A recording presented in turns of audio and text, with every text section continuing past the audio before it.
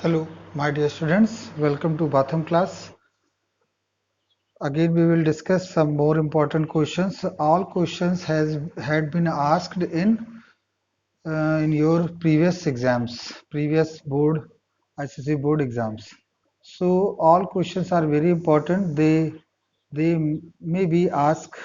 Those questions may be asked in future, and the knowledge of these kind of questions is essential for every students. So let's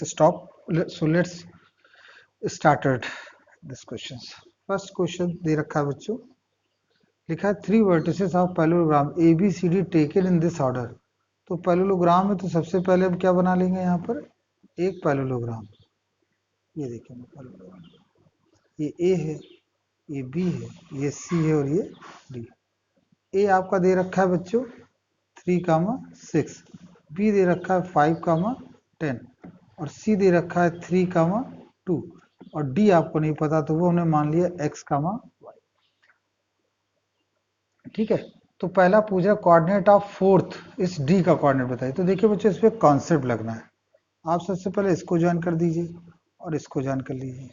इन दोनों का diagonals का जो intersecting point है वो कितना है, O. हम ये जानते हैं O क्या है, वो मिड पॉइंट होता है. तो हम जानते हैं diagonals of parallelogram bisect each other, bisect it. So O becomes mid point of DB and AC. DB और AC का O क्या हो गया, मिड पॉइंट. तो मिड पॉइंट का कोऑर्डिनेट निकालें. सो OB mid point of AC coordinate कितना होगा, 3 और 3 6 डिवाइडेड बाई 2. जैसे लिखेंगे 3 + 3 6 + 2 डिवाइडेड बाई 2. ये हो जाएगा 3 3 6 3 8 4. ये आपका निकला O का coordinate. But again OB mid point of DB. सो फिर निकाल लीजिए x + 5 divided by 2 y + 10 divided by 2. Compare कर देंगे ऑन कंपेयरिंग. तो जब कंपेयर करोगे तो x + 5/2 = 3, ये हो जाएगा x = 1 और y + 10/2 = 4, तो ये हो जाएगा y = -2. तो इस प्रकार से जो आपका कोऑर्डिनेट आया इसका, वो आप समझ गए कि कोऑर्डिनेट निकला. तो जो कोऑर्डिनेट आपका O पॉइंट का निकला वो आया 1, -2. ये इसका पहला पार्ट था बच्चों. अब इसमें हम सेकंड पार्ट देखें, लेंथ ऑफ डायगोनल. तो लेंथ ऑफ डायगोनल्स का मतलब इनके बीच की दूरी, इनके बीच की दूरी. तो आप AC निकाल लें पहले. तो AC के लिए तो आपको स्क्वायर रूट लिखना पड़ेगा. तो 3 - 3 का होल स्क्वायर और 2 - 6 का होल स्क्वायर. ये तो 0 हो जाएगा, ये 4 हुआ, 16 हो गया. कितना आ गया, 4 यूनिट्स. अब हम DB की बात कर लें. तो DB की जब हम बात करेंगे तो देखिए DB, तो इनके बीच का 5. अब देखिए सॉरी, O का कोऑर्डिनेट नहीं निकलेगा, ये कोऑर्डिनेट आएगा D का. तो देखिए आपको D का कोऑर्डिनेट पता ही है 1 - 2 और B का ये है. तो आप फॉर्म लगा दीजिए 5 - 1 का स्क्वायर और 10 + 2 का होल स्क्वायर. ये यहाँ से ना, ये आ गया 4 मतलब 16, ये आ गया 12 मतलब 144 और ये हो जाएगा इस प्रकार से ये आपका आ जाएगा 6 4 10 और 4 1 4 5 1 6 और 160 यहाँ से मिला.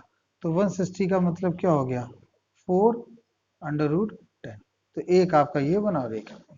तो दो डायगोनल्स आपने यहाँ से कैलकुलेट कर लिए. अब थर्ड देखिए आपका क्या पूछा जा रहा है. थर्ड के बारे में पूछ रहे हैं कि बताइए थर्ड पार्ट जो है उसमें पूछा जा रहा है इक्वेशन ऑफ, देखिए ये क्या लिखा है बच्चों, equation of side A B of A parallelogram A B C D. A B जो साइड है उसकी इक्वेशन पूछ रहा है, तो बहुत सिंपल है। ए का पॉइंट कितना दिया है 3,6 और बी का पॉइंट कितना दिया है 5,10। Now we make a line, now we make a equation of line.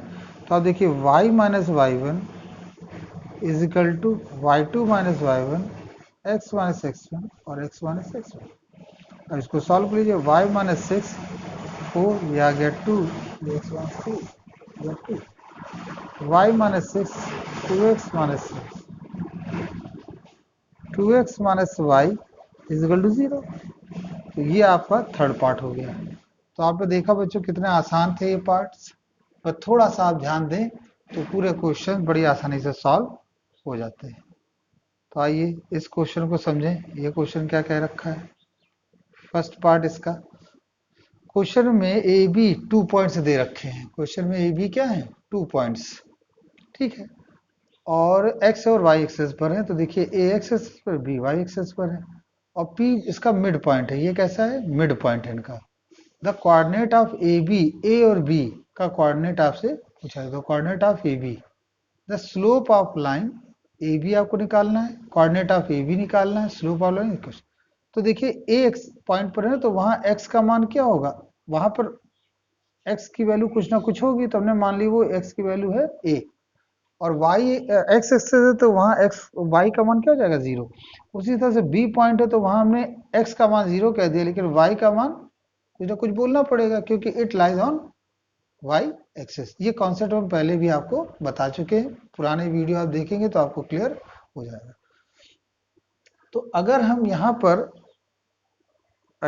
पर अब इस चीज को डिस्कस करें कि x पर x की वैल्यू होगी, y पर y की वैल्यू होगी, और रेस्ट जो वैल्यू होगी वो 0 होगी, तो मिड पॉइंट ये हुआ। तो मिड पॉइंट का कॉन्सेप्ट लगा दीजिए, 2 is equal to 0 plus a by 2। तो निकला a बराबर कितना आ गया 4, और फिर minus 3 is equal to 0 plus b by 2, तो ये आ गया b is equal to minus 6।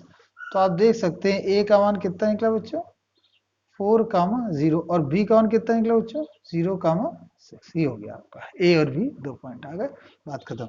अब आता the slope of line A B. अरे भैया ए बी का स्लोप पूछ रहा है तो दो कोऑर्डिनेट पता चल गए, स्लोप कैसे निकलता है, m बराबर, तो आप जानते हैं y2 minus y one upon x2 minus x1, ये होगा -4 -6 -4, ये आ गया 3/2। फिर पूछ रहे हैं third part, equation of line A B की इक्वेशन बताइए। तो 2 पॉइंट आपको पता है ही, फॉर्मूला क्या लिखोगे, y minus y one is equal to y2 minus y one equal to y2 minus y one x2 minus x1 और x minus x1। y is equal to -6 -4 x minus 4, 2y 3x minus 12, और इस प्रकार से ये आपको equation बने। इसको आप सिंप्लीफाई करके आप ले सकते हैं, इसको आप सिंप्लीफाई करके कैसे ले सकते हैं, 3x minus 2y is equal to 12, ये आपका आंसर है। तो आई होप ये क्वेश्चन आपको क्लियर हो गया होगा कि किस प्रकार से हमने इसको दो मोस्ट इंपॉर्टेंट क्वेश्चन में सॉल्व किए। ये क्वेश्चंस प्रीवियस एग्जाम से पूछे गए हैं। Thank you very much, I hope you like it.